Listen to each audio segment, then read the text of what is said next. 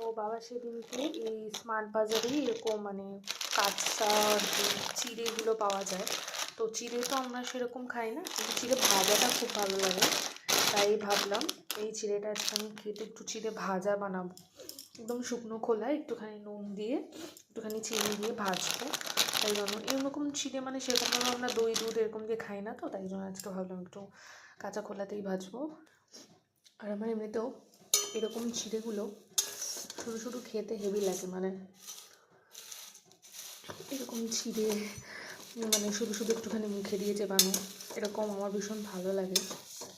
কড়াইটা একদম পুরো ভর্তি হয়ে গেছে, এর মধ্যে এরকম করে একটু নাড়তে হবে। একটু পরে নুন আর একটু সামান্য চিনি দিয়ে আমি জিনিসটাকে করে নেবো।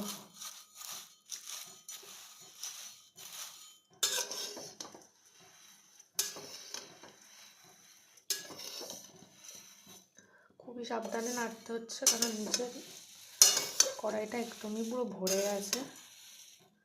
নিচের খইগুলোকে জাস্ট চেষ্টা করছি উপরের দিকে আনার।